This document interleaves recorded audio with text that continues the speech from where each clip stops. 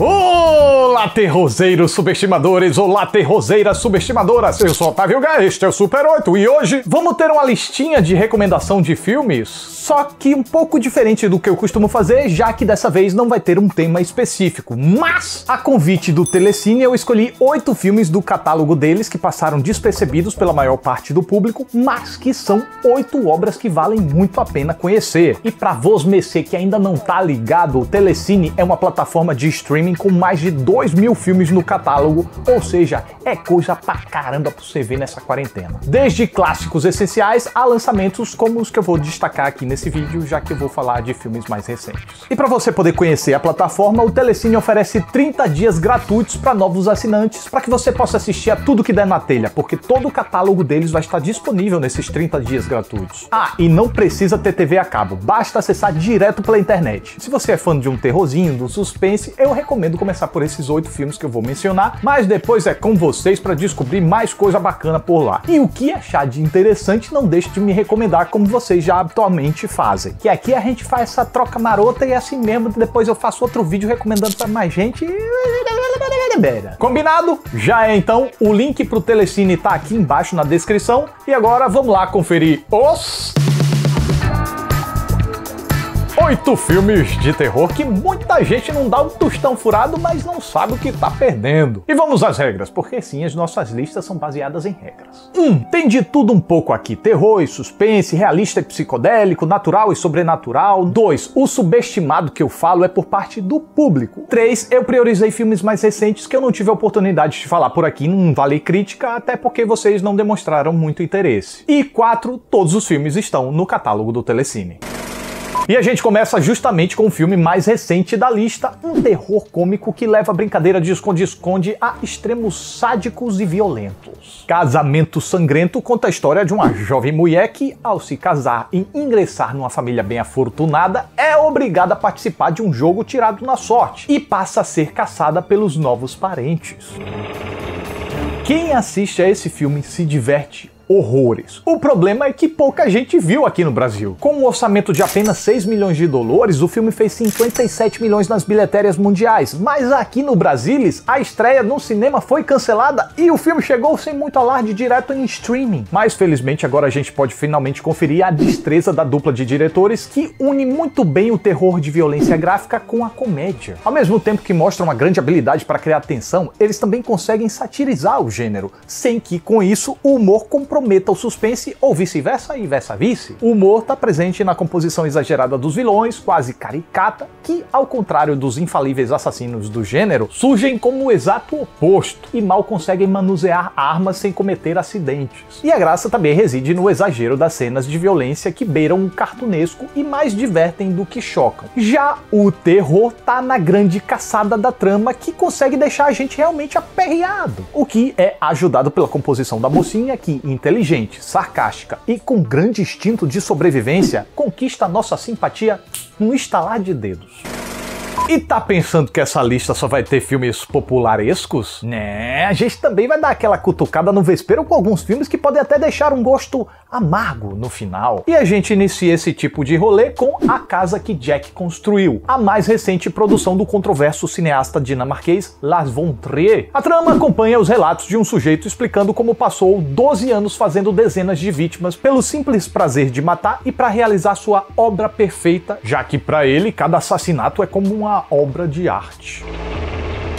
Lars von Trier é um provocador nato. Postura que sempre se reflete nos seus filmes, que até geram barulho, mas também provocam má vontade em boa parte da crítica que enxerga nisso uma apelação barata. Mas ao meu ver, esse filme, como de hábito pelo diretor, tem uma história muito bem contada. Estruturada em capítulos, a história se apresenta sob o ponto de vista do assassino frio e narcisista vivido pelo inoxidável Matt Dillon e, tais quais suas ações, a narrativa sem pressa vai dando mordiscadas na gente uma após a outra, de um jeito que que quando a gente se dá conta, já tá com sentidos dilacerados. A cada novo capítulo, os atos de violência vão se tornando cada vez mais doentios, nos quais o diretor não perde a oportunidade de chocar, expondo a violência de forma explícita e realista. E quando não tá revirando o nosso estrombo, pira o nosso cabeção ao fazer um mergulho intenso na mente do psicopata. Ok, o filme aos poucos também vai se enchendo de simbolismos que destoam do realismo que dominou boa parte da duração, e os diálogos entre o Jack e o Vigílio podem soar como se o cineasta quisesse chamar a atenção para sua erudição.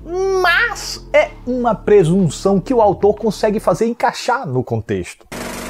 E já que a gente entrou nesse trem psicopáticos, vamos aproveitar para fazer uma parada numa estação igualmente destroçadora chamada o Bar Luva Dourada. Produção alemã do diretor Fatih Akin, que conta a história verídica do deplorável Fritz Honka, um sujeito solitário, fracassado e alcoólatra que frequentava o tal bar do título, onde conhecia mulheres mais velhas e igualmente solitárias que levava para o seu apartamento pra lá de chechelento, onde cometia terríveis atrocidades com elas. Embora Fatih Akin seja um cineasta premiado, esse seu novo trabalho gerou uma baita controvérsia pela sordidez do conteúdo. E de fato a narrativa construiu um universo absurdamente repulsivo, repugnante, nojento.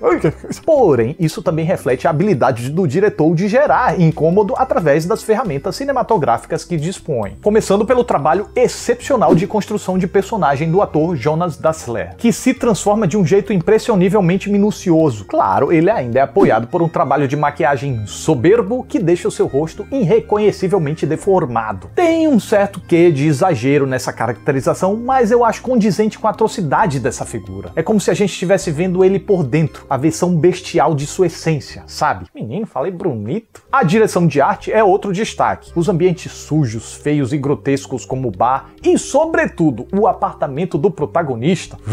E o filme é tão eficiente em perturbar que, mesmo quando não exibe a violência explicitamente, usa os efeitos sonoros para completar as imagens na nossa mente. E aliás, o fato da direção optar por planos mais longos estende ainda mais o desconforto dessas sequências. E além de tudo isso, o Bar Luva Dourada é um filme triste não apenas por conta da violência, mas também pelo retrato desolador sobre a solidão e o desamparo que fizeram com que aquelas mulheres se tornassem presas tão fáceis e socialmente dispensáveis para que ninguém nem se dispusesse a ir atrás.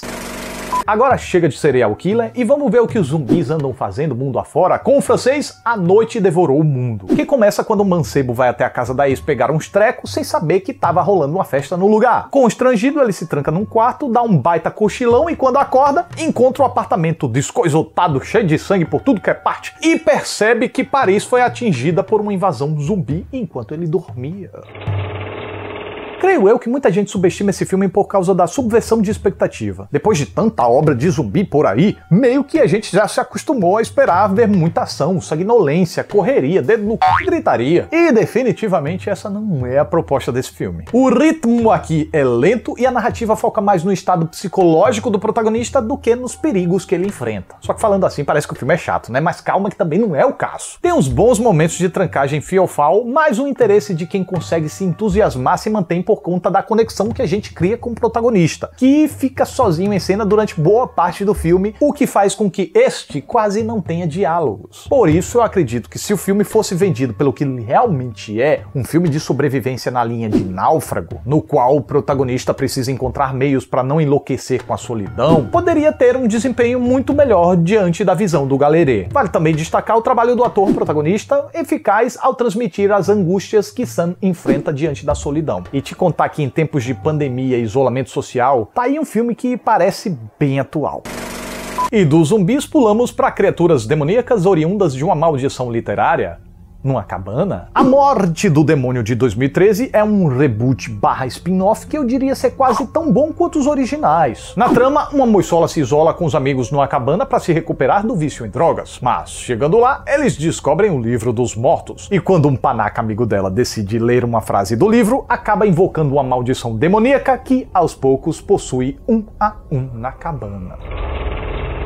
Na época do lançamento desse filme, refilmagens dos clássicos de terror dos anos 70 e 80 estavam chegando aos montes. Então aparecer no meio dessa leva pode ter contribuído para o filme ser recebido com certo receio. Não que tenha sido um fracasso, mas podia ter se saído melhor, pois méritos não faltam. O uruguaio Fede Álvares chamou a atenção na sua estreia em direção de longas ao valorizar os efeitos práticos no lugar dos digitais que dominam as telas hoje em dia. O diretor abusa de litros de sangue cênicos, próteses e maquiagens, o que além de recuperar aquele frescor artesanal da década de 80, ajuda a criar um impacto visual palpável. É um festival de sanguinolência, membro decepado e ferimento que dá uma agonia da gota pra fã nenhum de gore botar defeito. Agora, o que os fãs da trilogia original podem sentir falta é do humor sórdido, o que eu não acho que seja um problema. Decidiram seguir um outro caminho e se saíram bem dentro da proposta mais tensa, sem desmerecer ou passar por cima dos originais. Mesmo que algumas cenas icônicas tenham sido recriadas ou aquelas câmeras perseguindo as vítimas pela floresta tenham sido repetidas. Eu acho que elas cabem pela homenagem e por fazerem sentido sem fazer força dentro da nova história. E tá aí, esse é o maior mérito do filme, se equilibrar muito bem entre a homenagem e a identidade própria, conduzindo a trama com pulso firme até um clímax de encher os olhos. E falando em encher os olhos, o nosso próximo filme é Mandy, uma produção psicodélica dirigida por Panos Cosmatos e estrelada por Nicolas Cage. 1983. Um casal apaixonado pratica o diboísmo numa cabana isolada perto das montanhas. De repente eles são atacados por uma seita assassina que invade o local e comete uma atrocidade, levando o personagem do Nicolas Cage a uma jornada de vingança sangrenta, visceral e psicodélica.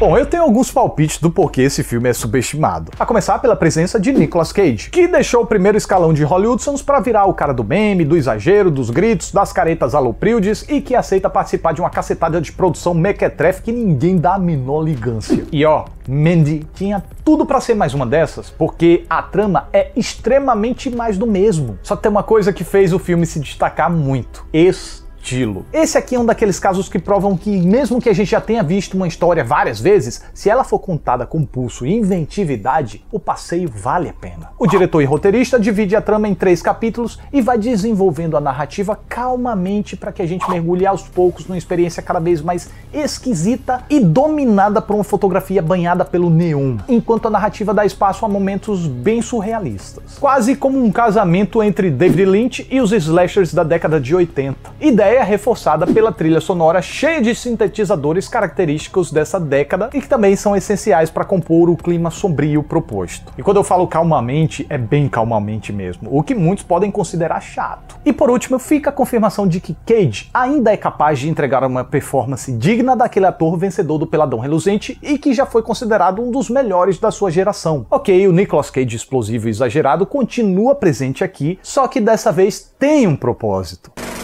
Aqui nas regrinhas eu disse que eu tinha priorizado os filmes que ainda não tinham entrado aqui no canal, certo? Porém eu abri uma exceçãozinha para esse próximo da lista. Um novo exemplar da corrente extrema francesa de terror chamado Vingança. E a história acompanha uma moçola que, após sofrer um ato bárbaro e sobreviver milagrosamente a um atentado contra sua vida, encarna uma brabeza da molesta para sentir o doce sabor da vingança. Assim como Mandy, eu já aviso que a trama de Vingança é tremendamente simplista, mas isso não impede esse projeto de ter personalidade também. Primeiro, pelo primor técnico empregado aqui, segundo, pela coragem de desafiar a nossa suspensão da descrença constantemente. Isso é um acerto aqui porque a direção insere os absurdos com muita consciência do que está fazendo e da falta de realismo deles, e faz isso para construir momentos pra lá de alucinantes. Sequências que ficam ainda mais admiráveis graças à vertente meio fantástica oferecida pelos conceitos visuais e rítmicos da narrativa. A direção segura faz um trabalho realmente muito maneiro com enquadramentos estilizados, uso bem pensado de planos para exaltar a heroína e nos envolver em seus objetivos, uma montagem elétrica que deixa a caçada frenética, uma ótima dose de sanguinolência típica dessa corrente extrema francesa e um plano sequência no terceiro ato que é pra gente acabar com o estoque de unha dos nossos dedos. E na contramão da intuição de explorar o sadismo da vingança, esse projeto evita a linearidade dessa para colocar a protagonista em caminhos trôpegos e pra lá de perigosos, alcançando o terror através da agonia, do desconforto e da apreensão. E pra fechar a nossa lista, vamos voltar com as obras inéditas que eu ainda não falei aqui no canal, né? Um misto entre ficção científica, ação e terror chamado Upgrade, Atualização. Um caboclo sofre um acidente que deixa ele tetraplégico. Como tava desiludido e borocochô e achava que não tinha mais nada a perder, se submete a um procedimento que transforma seu corpo numa máquina de matar comandada por uma inteligência artificial com quem ele divide as ações. Esse filme é subestimado por causa de uma campanha de marketing fuleira. Nada nesse filme justifica o pouco caso do público, exceto desconhecimento. Ele é curioso, criativo, maneiro, frenético, insano. É um filme que tem tudo para ser muito popular, como o mais recente trabalho do diretor-roteirista Leigh Whannell. No elenco, Logan Marshall Green, que parece uma cópia do Tom Hardy, curiosamente dá vida ao protagonista deste filme, que é praticamente o que Venom, protagonizado pelo Hardy, queria ter sido e bateu na trave. O que separa é que lá tava pra fantasia e aqui tá pra ficção científica, mas, sobretudo, sabe as cenas de ação frenéticas e realizadas de um jeito insano e com um ritmo impecável que a trama de Venom pedia e não entregou? Aqui tem! Sabe a violência gráfica natural de uma mente insensível e sem filtro social, fora do controle, que em Venom foi higienizada para garantir uma classificação etária menor? Aqui tem! E é justamente isso que garante Upgrade como um exemplar do terror. Nossa, placitanga das pessoas explodendo todas as coisas, desvacilando. E quando a gente leva em consideração que o orçamento desse filme foi 20 vezes menor do que o de Venom, os triunfos de Upgrade se agigantam. E quando a gente percebe que a bilheteria dele foi 53 vezes menor, a injustiça é desoladora. Por isso eu faço questão de recomendar esse filme com toda a força. E aí, se entusiasmaram com essa lista? Ah, Otávio, mas eu não gostei desse ou daquele. Eu dei os valores que eu encontrei. Se eles vão ser valiosos pra você também, aí são mais 800. E pra você que ainda não viu algum desses filmes e ficou curioso, é só entrar no link que tá aqui embaixo na descrição e pegar seu mês grátis de degustação do Telecine, gente. Tem todos esses filmes e mais 2.000 e tantos outros lá no catálogo. E gostando do serviço, depois desse mês de degustação, é só você pagar a assinatura mensal para poder usufruir o máximo do Telecine e fazer a festa cinematográfica em casa. O link do Telecine na descrição. Belezures ou yes? Então, é isso. Mais um Super 8 tá chegando ao final. Fico muito grato pela atenção de vocês. Muito obrigado. Até a próxima. E eu não pensei em nada pra terminar esse vídeo. Deixa eu ver. Ah, apaga a luz. Ei! Aí vem sangue agora. Ah, não! Você relenta. Fica rosa aqui agora. Rosa do Mandy. Tchau.